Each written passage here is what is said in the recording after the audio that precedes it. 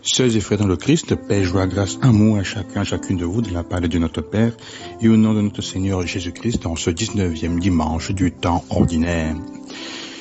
La première lecture que nous écoutons aujourd'hui nous est tirée du livre des rois, le premier livre des rois, et nous présente Élie qui va à l'Horeb invité par le Seigneur, et là le Seigneur se fait présent à lui.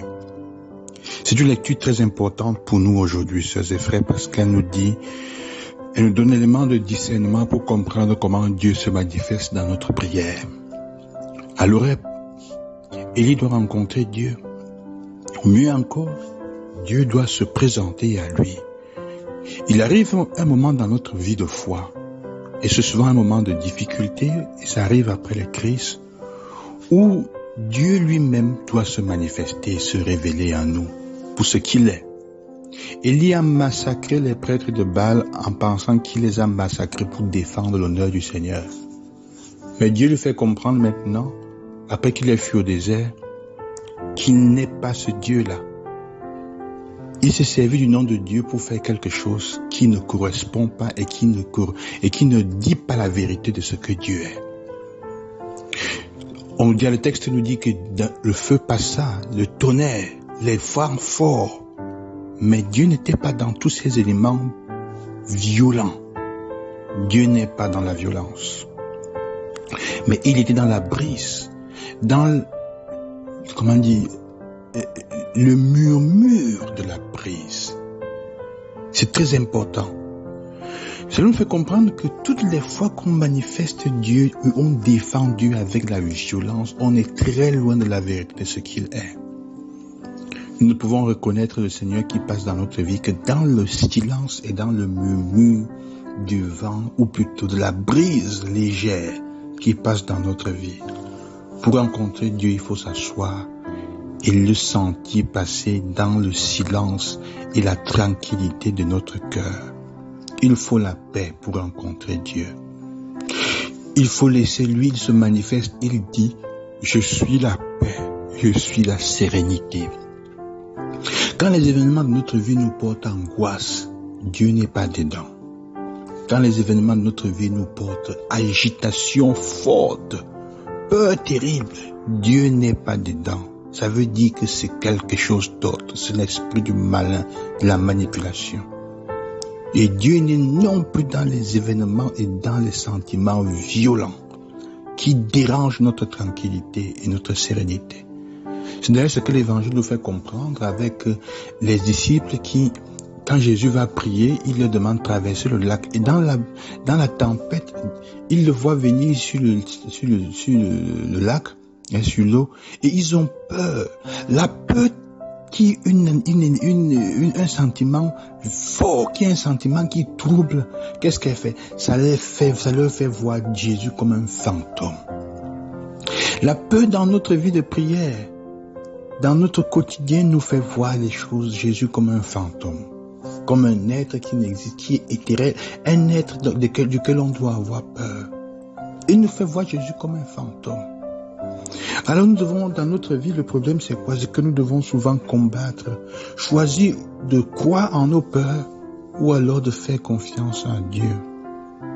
Toi, à quoi est-ce que tu crois? Choisir de faire confiance à Dieu et aller de l'avant dans notre vie malgré le fait qu'on nous menace de tous les côtés, même avec la sorcellerie. C'est pas moi, on veut à tout prix nous faire peur. Quand il y a la peur, il n'y a pas la foi. La foi et la peur est le contraire de la foi. Ce n'est pas le doute, c'est la peur qui est le contraire de la foi. Donc les disciples doivent choisir. Ils doivent choisir. Souvent, parfois, nous avons envie des changements. Nous espérons le changement dans notre vie, mais nous avons peur de faire les pas nécessaires pour le changement. Même quand nous nous comportons comme Pierre qui dit au Seigneur, est-ce que je peux venir sur l'eau pour dominer les éléments du mal? Parce que le mal dans la Bible, c'est le lac, l'eau dans la Bible, c'est l'élément du mal. Est-ce que je peux venir? Je peux marcher, invité par Jésus qui lui donne l'autorité. Viens. Au nom de Jésus, il se lève et il marche sur l'eau. Mais à la fin, il finit par croire en sa peur. Parce que quand il voit les vagues, la peur prend le dessus. Il fait plus confiance à la peur quand la parole que Jésus lui a donnée, tu vas marcher sur l'eau. Sœurs et frères, le Seigneur te donne aujourd'hui le pouvoir de marcher sur les eaux de ta vie, sur les difficultés et sur ce qui représente le mal dans ta vie ou que les autres veulent te faire croire, sur les vagues de difficultés, de mauvais qui se lèvent autour de toi. Le Seigneur te donne le pouvoir de marcher dessus et il te dit, viens. Au nom de Jésus, lève-toi et marche sur le mal qu'il y a autour de toi.